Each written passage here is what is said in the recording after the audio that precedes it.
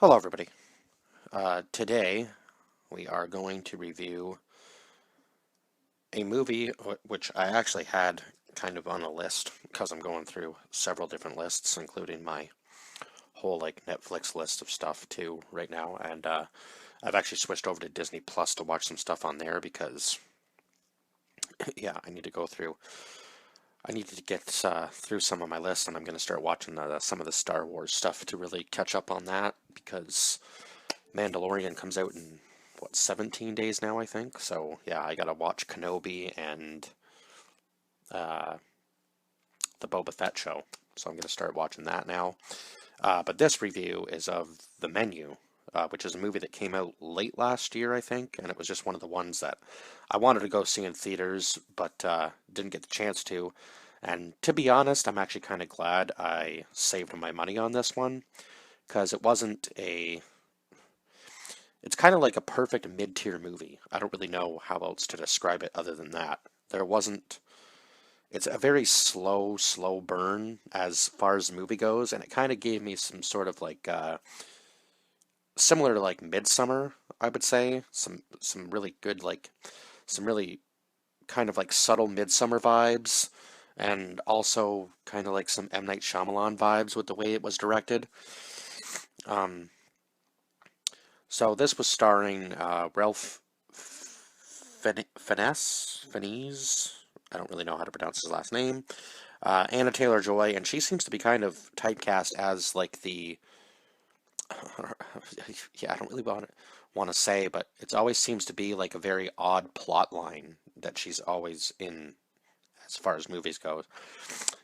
Nicholas Hoult and okay, so I guess Ralph Fiennes played Chef Slowick. Anna Taylor-Joy played Margot.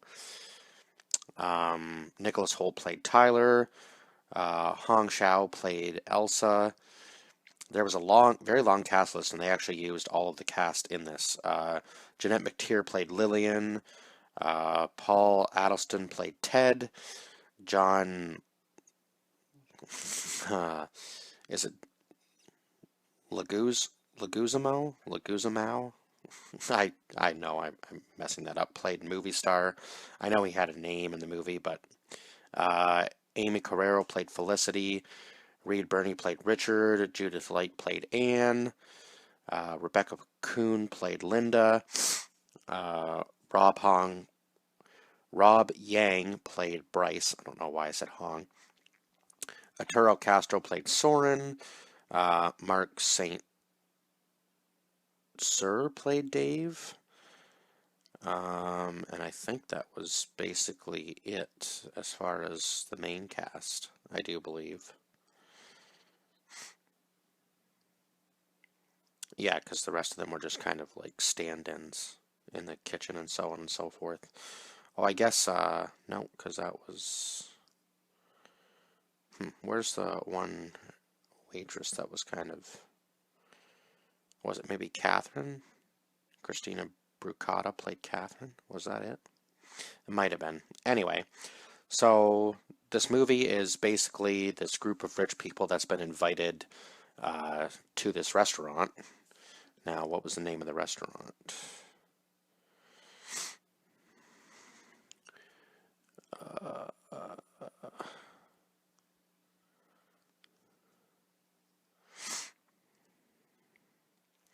I can't quite remember the name of the restaurant. But anyway, the whole plot was that they get invited to this restaurant by this all-time, like top-tier chef who is really into the art of the meal, I guess. And that kind of shows as the courses go along.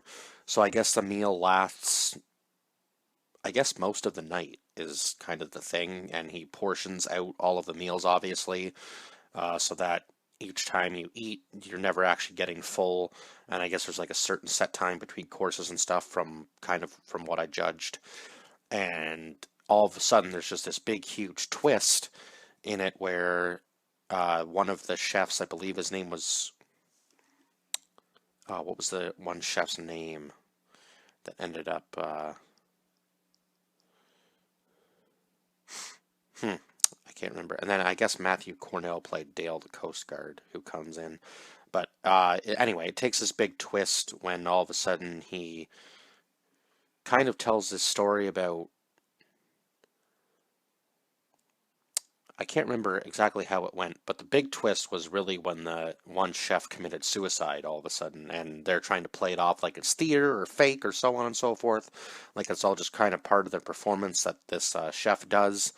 And then eventually it gets to the point where he actually tells them that they are going to die.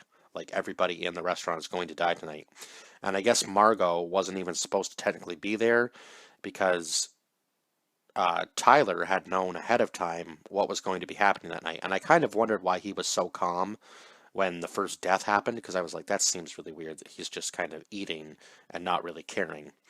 And I guess Margot was, from what I'm guessing, she must have been an escort, and I guess she knew one of the other guys that was there, one of the older gentlemen that was there in the restaurant, and one of the things was like uh, was it taco shells with like a whole bunch of stuff printed on them, and like a photograph of something, and I guess because the chef knew all of them pretty well. I guess he had some pretty deep information about most of his guests. And some of them were regulars. He chops the finger off the one guy, which was just kind of odd. Um, but I guess he felt himself that they had somehow done him wrong in some sense because he didn't even own his own restaurant at this point. It was taken over by three of the guys, or I guess four guys, um, or another company, and then he ends up drowning that guy outside as part of the show. And the thing I didn't really understand was that none of them really tried to escape. They all just kind of stuck around, even though they knew they were going to die. I guess maybe they felt by the end of the movie when he does his like last theatrical thing, um, that maybe they deserved it, or maybe they thought that was the only way to kind of, I guess, repent for what they had done to him. I don't really understand it. I don't really know why they would all just decide that they would join him in dying when they could have, when they actually had a way out. Because Margot, who wasn't supposed to be there, gets kind of put with a group of the kitchen staff because he said you can pick your side sort of thing. She kind of flip flops back and forth through the movie, but yeah, they did have one chance to escape, but because they're on an island with no cell service, there isn't really. I wouldn't really say there's that much of a chance to escape. I mean, I suppose they could have honestly fought back. That would have been the one way to do things, and at least one of them tried to break the window, but I knew that wasn't probably going to work with the way the chef was talking. So, uh, I mean, at least there was a few attempts to kind of form some sort of plan, but they all just kind of gave up eventually, which I found really weird because there was enough of them to take on probably the entire kitchen staff, and they probably could have won. But it is what it is. And then Tyler is forced to create his own meal because he's this big foodie who says that he reviews all this stuff and knows all the tastes and textures and so on and so forth. So you would think he would be a somewhat of a good chef, but it turns out he's a fraud. So then he just kind of goes and kills himself and I guess takes himself out of the equation, which seems weird, but I guess it is what it is. Or maybe the head chef had something else on him and he just decided that that was his only way out of that situation. Not really sure. Um,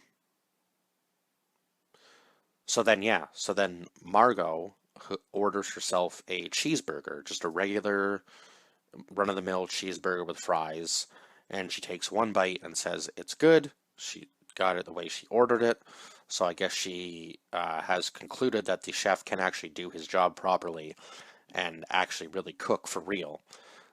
She takes one bite and says, my eyes were bigger than my stomach. Can I get the rest to go? So he gets her a takeout container, um, gets her a little gift bag, and actually lets her leave. So at this point, I'm sitting there going, Why isn't everybody else before the last course just saying, "Can I get something simple?" and take it to go? And they could have all left. They had a way out. They had the simplest way out of that situation. That, like, it was like she had won the game. Like she had figured out how to escape without having to do any damage. And he let her go. I mean, I know she wasn't supposed to be there anyway, so maybe he had some sort of remorse for her because Tyler had brought her already knowing that they were all going to die. So maybe he let her go because of that.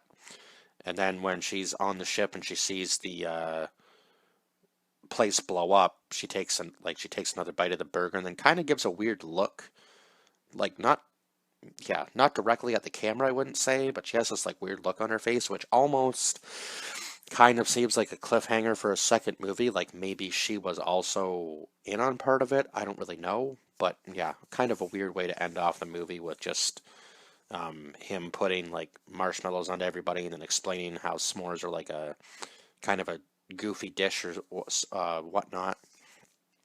And then he just lights them all on fire as like his last masterpiece. Just lights the place on fire. The kitchen staff turns the ovens on, and everything just kind of blows up. Um, so yeah, kind of an odd, yeah, kind of a weird movie, I guess, with a couple like severe plot holes, I suppose. Um, yeah, but other than that, yeah, like it wasn't my favorite movie, but it wasn't the worst movie I've ever seen.